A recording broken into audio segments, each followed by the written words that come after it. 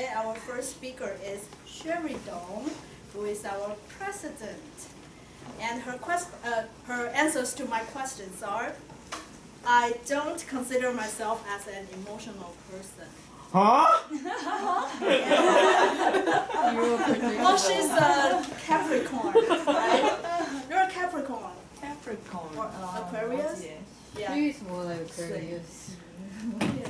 So maybe. Okay. If someone criticizes me having a bad temper, it must be someone that is so close to me, and I will become more emotional to say, I'm not. Okay, and today she's going to deliver the Level 1 Project 2 speech from Dynamic Leadership.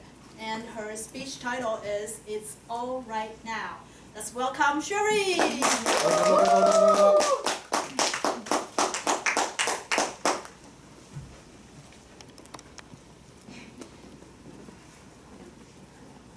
It was a regular Sunday evening when I was going to go back to Taipei. And my dad usually will be the one to drive me to the bus station. But that day, he called out with something else. My mom, who suffered from depression for more than 20 years, said that she would like to give me a ride. And I thought, it's kind of good for her to go outside with some air and meet some people. But she said that she wasn't familiar with roads. And I said, it's okay, I could still use my phone navigation to show you the road. And she was okay with that. Before leaving, my dad made a phone call to me to make sure how I plan to get there. And I said, Mom will drive me. And he said that your mom wasn't familiar with roads, and she probably will get lost in the return trip. I said, but it was kind of too late, since my mom already started the motorcycle and asked me to jump up. She kind of insisted and asked me to jump up. During the trip, I kept asking my mom if she know how to get back, and her response was always yes. We are very close to the bus station, and I saw the bus station just across the street. I asked my mom, just let me down, just got here. And my mom said, okay, since I have to go back the same way, I can. So, but I noticed something wrong, since it's a one-way street. If she go back in the same way, she will come right road in the reverse direction. And I told her that, no, you cannot go in this way. You have to make a U-turn and go there. And she said, no, I didn't know roads. I have to go back the same way I can. I was really worried, and I said, how about you drove me first to across the street? And she said, I have to go back here again. So she didn't listen. And I used a very serious tone to tell her that I was worried, since if you go in this way, you will get hit by a car and the police will write you a ticket. And she said, well, screw them. I didn't know the roads. I have to go back this way. And I convinced myself that, okay, her speed was kind of slow, and she promised me that she will be very careful. So I let her go.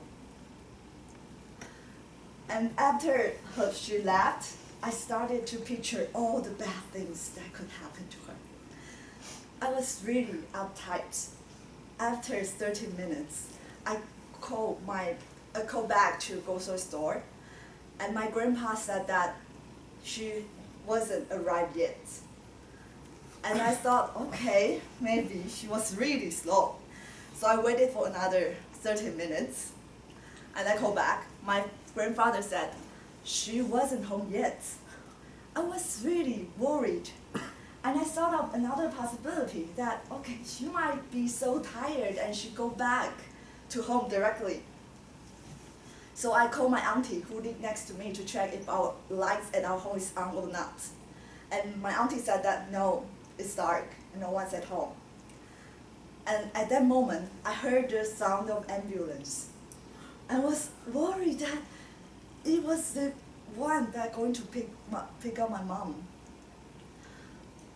And my auntie said she will go out to help me look for my mom. After 30 minutes, another 30 minutes, my auntie called me that your mom rode on the highway. And she was called up by the police, but she still insists on keep on riding. And the police wrote her the tickets. I was kind of in a complicated mood. One side I was glad that my mom was found safe. Another side that as I feel sad that I couldn't keep her company because she was really terrified right now. And my dad soon made a phone call to me. I told you to take a taxi. Your mom wasn't familiar with roads. It's because of you that your mom ended up in the highway. And I tried my best not to cry. And I told him back that Mom wanted to give me a ride as well. It's not me who made Mom to ride. And after hanging on the phone, I keep on crying. On the one side, I thought that why my dad blamed me at the first moment. And he didn't even want to comfort me. He just blamed and questioning me. It's not that I want this happened. And my auntie called me. She said that my son picked up your mom and they are going back home, so everything is all right now. After hearing these 3 words, my tears couldn't stop by pouring down. And I realized that I was still like a child, need comfort. Instead of someone else blaming you and questioning you. After I calmed myself down, I made a phone call to my sister to ask her to go back home early to keep my mom company. And she said, it's your fault. You asked Mom to drive you, so Mom got lost. And so as you can see, my family members, when meeting something bad, we blame for one another, we question one another. My dad blamed me because he won't feel guilty about not being able to be home and pick me up. My sister blamed me, she won't feel guilty about she cannot go home early to keep my mom company. But blaming is not helping anything, but hurts one's feeling and ruin the relationship. Blaming is accusing you of not making things, of not fulfilling things as expected, and questioning is questioning your ability of fulfilling things. Both will ruin the relationship and lower your self-confidence and unveil in the inferiority. So next time, try hard not to blame the first question. Stand in others' shoes and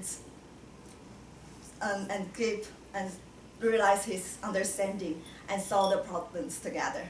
Toastmaster.